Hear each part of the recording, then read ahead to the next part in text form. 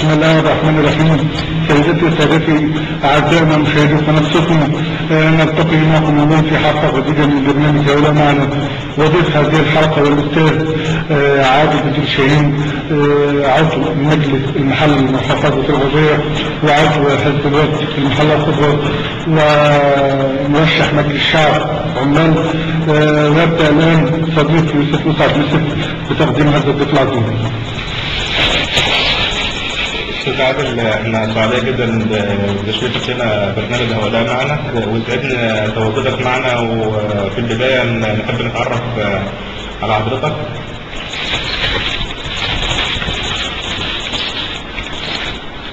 بسم الله الرحمن الرحيم، وبه نستعين، والصلاة والسلام على سيدنا محمد صلى الله عليه وسلم. أنا مواطن بالمحلة الكبرى ومن منطقة شعبية تسمى المنشية القديمة،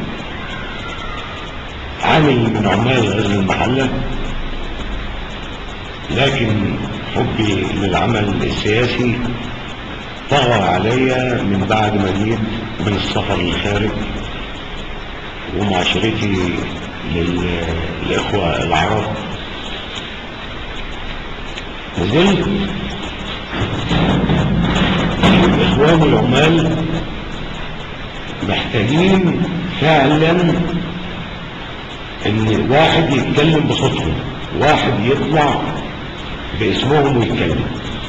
ليا أساتذة كبيرة في قيادات غزل المحلة، ويمكن كنت دايما بتأسى بالزميل المناضل اللي يعتبر تتلمذت على ايده، الأستاذ حمدي حسين. كان قيادي من قيادات المحلة الكبرى ورجل له باع كبير في السياسة. أنا دلوقتي بشغل مكانة في حزب الوفد المحلة الكبرى، عضو هيئة مكتب ثاني وفد المحلة، أمين صندوق، عضو المجلس المحلي للمحافظة الغربية، ممثل الوفد بلجنة التنسيق بين الأحزاب والقوى السياسية للمحلة الكبرى، المتحدث الرسمي لحزب الوفد في المؤتمرات والندوات المقامة بالمحلة الكبرى. كنت في إضرابات 2006 و2008 ممثل حزب الوفد في مساندة العمال والعمل مع إخواني، لأن الإضراب ما كانش عمل فردي، ده كان عمل جماعي، بس كان محتاج ناس ذو علم وإخلاص أنهم يقوموا بالتنسيق والتنظيم وده. فكان بفضل من ربنا ان انا كنت واحد منهم. بعتز انني اكون عامل من عمال غزل المحلة. وظيفتي في العمل في غزل المحلة رئيس قسم بإدارة التخطيط والمتابعة بمصنع الصوف.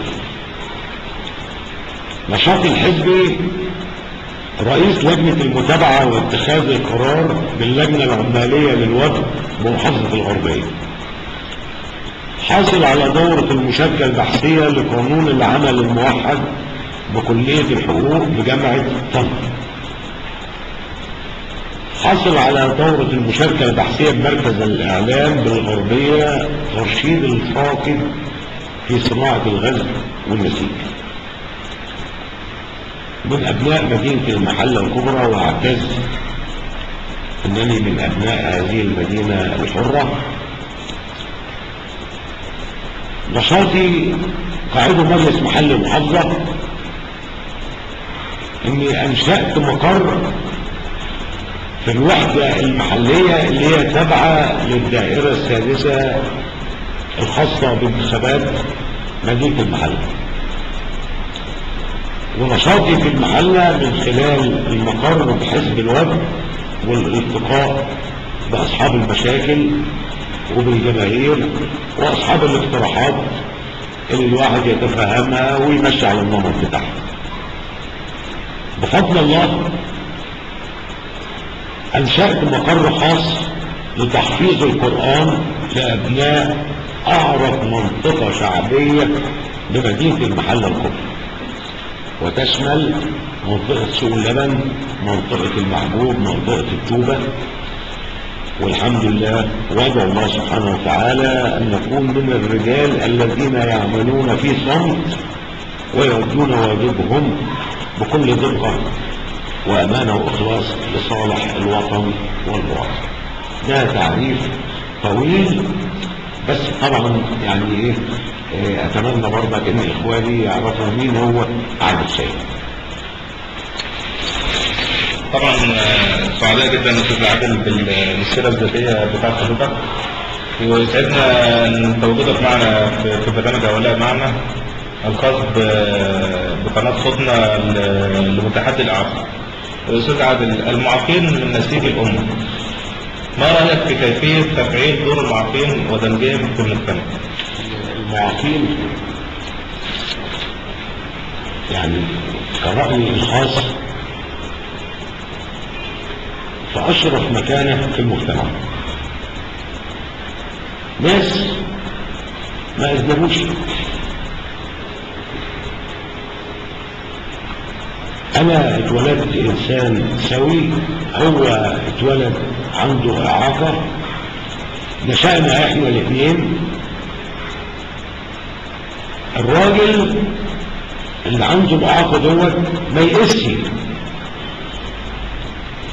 وقف في وسط المجتمع ونشأ فيه، وفي اللي كمل دراسته، وفي اللي وصل لأعلى المراتب، وفي اللي ابتدع وبقى مبدع. وطبعا احنا شايفين يعني ونتأسى بالدكتور طه حسين ومكانته في المجتمع. لكن المعروضين حاليا في نقطة أني بأخذها عليهم، إن بتمنى أن يكون لهم ربطة كاملة، ودي اللي أنا فكرت فيها،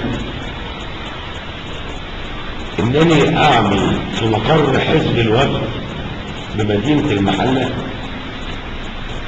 مكان خاص للمعوقين وملتقى لهم، ولذلك لحاجتين: أول حاجة للتصنيف الإعاقة، وتاني حاجة للتسجيل. ومن المنطلق ده لما يبقى فيه ترابط هيبقى فيه تفعيل أكتر وأكتر وأكتر.